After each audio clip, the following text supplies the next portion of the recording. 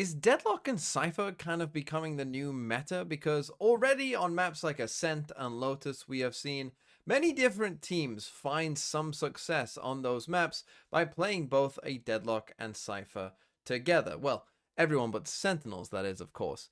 But now, in the new game today that we had in Champs, we had Trace Esports upsetting Vitality here on Bind by playing the Deadlock Cypher. And the thing is, when you think about playing double Sentinel, your mind probably goes, okay, yeah, it's going to be pretty good on the defense side, but on the attack side, you're really going to struggle. But that's where the weird thing comes in, that on so many of these maps for so many of these teams, their attack sides are actually their better side playing Deadlock Cypher together. So how does that happen? Well, let's take a look at Trace playing it on Bind. So we're going to start with round number 14 here. Now, I don't show a lot of round 14s normally because not that much happens in them.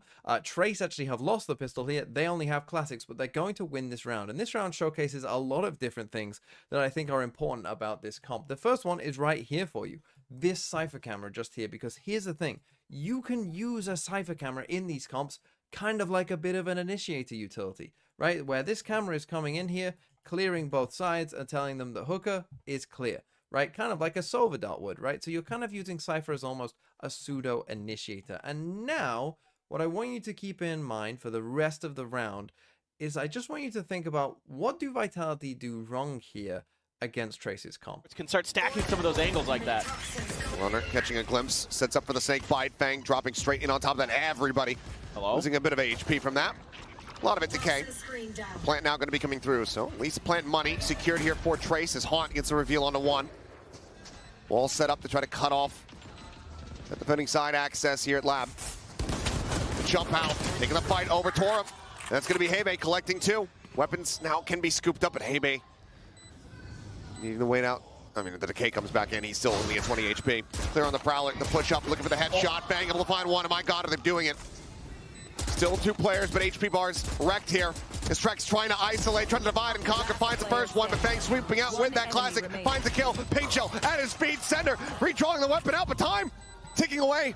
Up on top of the tube, the swing through, the drop down. Fang playing elusive, playing the time, playing it to perfection. Gets the kill, classics all day long. Okay, so what was Vitality's mistake? Well, there was a couple mistakes that were in there, which is always going to happen. If you're going to lose this round, you need kind of multiple mistakes to happen. But the first mistake, and this is kind of going to be a bit of a running theme, is that when you're playing against this comp, you can't let them onto the site. You cannot let them onto the site without any of them dying. You are just in for a bad time. They're going to have potential Raze util to use. They're going to have potential Cypher util to use. They're going to have all the Deadlock stuff. They're going to have a Brimlock. You are not going to win, right? Even in this kind of round where they have nothing, you're still at a very bad position. So what you have to do against these kind of comps is you have to anchor the site. You have to be anchoring the site. Someone has to be there on the site. Because if you think about it, I mean, you actually watch here, Runner puts down the snakebite and it's pretty good. And at this point, if he just trusts his teammate here, his Gecko, to just kind of watch long and stays here and fights them, he probably gets 3 kills, right? But he doesn't. He gives them a lot of respect, right? He completely backs out, gives them a lot of respect. They all jump into the snakebite, and he just, backs off and plays it safe. But again, against this comp, you can't really play it safe. The next mistake that they probably make is that their protocol at this point, if they feel like everyone is floated out here, is actually they should probably come and try and push this. Right, because otherwise, and you see this as they die here, these two, is they just don't know which way to look, because they don't know that this is clear or not, and so they don't know, which way they should be looking, basically. So you'll see that in a second as well. That probably one of them, or maybe both of them walking down there, should go and try and, walk down and clear that space. But here's the problem, right? These two are trapped now, because they've been given the time to go and aggro on these guys, because they've got the Deadlock wall here. Right, so you've got the Deadlock wall here, and that gives these guys the time to say, okay, well, let's go and just attack these guys that we know are there. Right, we know that this Viper ran out this way, and so we can just group up and come and take a look at them. And look, Kicks here, exactly what I was saying, right? Like, he doesn't know which way to look. They've just put themselves into a corner, and they're in a really, really bad spot for when they jump out. And then, that happens. They end up going 3 for 3. That's fine. And then we're also going to see one pretty big mistake here between Trex and Safe. But Safe, this is like a crime. You can never, ever, ever die here without using your nade. Literally never. Right? Especially when they know this guy is here, right? The Prowler sees this guy. Okay, he tries to get into him.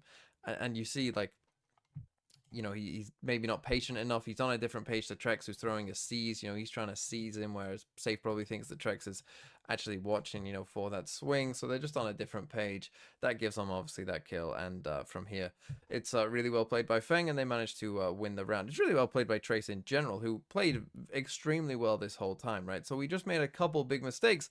But the overarching theme here is that basically, as soon as you let them onto site, if it's a 5v5 retake, you might as well go and save, right? Because there are just so many things that you're going to have to get through that it's just almost impossible. Okay, the next round we're going to take a look at here is round number 16. Now, the UI was broken at this point, so we don't have that to help us along, but let me take you through this round, which again, I think is very well crafted by Trace, it must be said. So we got the Deadlock Gravnet in there. We're sending our Raze up. We've got a Skydog in here, but it's actually almost a bit of a bait because these three are actually going to come back towards Shower. You'll see it just as the Raze enters in. We've got smokes on the site as well. And again, you've got no one from Vitality here able to, you know, kind of punish them as they're coming in.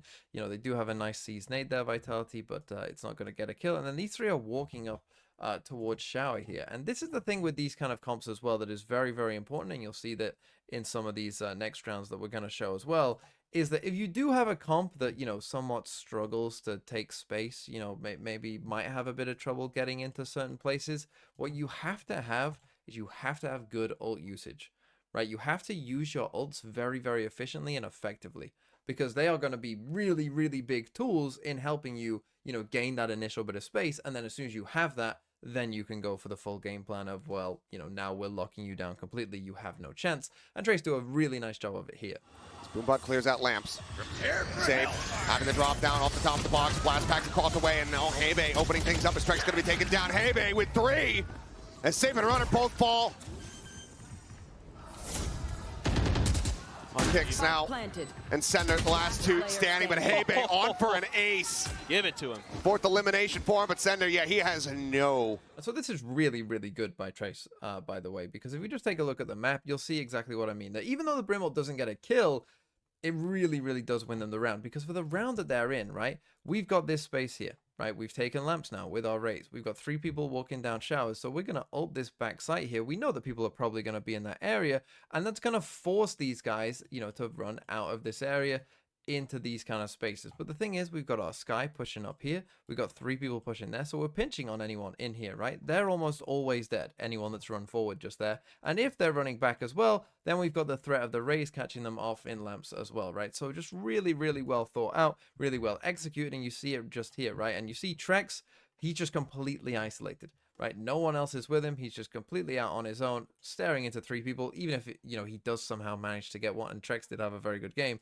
you know, the Sky will eventually kill him there as well. You see that these guys are having to worry about this Raze, so when these smokes drop, these guys get free kills here on the back side as well, right? Just really, really good stuff. You got the Sky kind of aggressing on them as well. Hebe gets 2, and they played this really, really well, Trace. And after the pistol round, Trace didn't lose another attacking round. They won 7 in a row to win the game. And again, here's another good example in round 19 of them this time using a Raze ult and comboing with their Deadlock here that they found quite a bit of value from overall in this game, it must be said, and making Deadlock look like it is a very viable pick. Oh, so important for Vitality. Trailblazer Scout sights now set here on A. Showstopper looking for the netted player and finds him. Runner absolutely obliterated. Kai now striking, unregistered as Trex will fall. Paint shells lobbed out as Safe has to back away. Tries to evacuate into the smoke, keeps himself alive, for now a Sender arriving. Does manage to find Kai.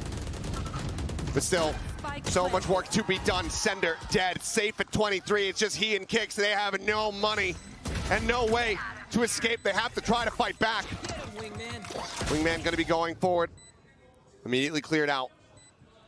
Amash at the ready. The flash in hand. Hebe turning from it. Swings out the kills. Confirmed. Look, I've always been a bit of a proponent of Deadlock Raze. I kind of like when Deadlock and Raze are paired together. I'm not as big a fan when it's a Deadlock without a Raze, because I just think that they combo so well, right? And I think that Deadlock, particularly on the tech side, is a combo agent, right? That's where you're going to find value from it. And this was obviously a very good example. And this is a bit of Deadlock tech for you as well.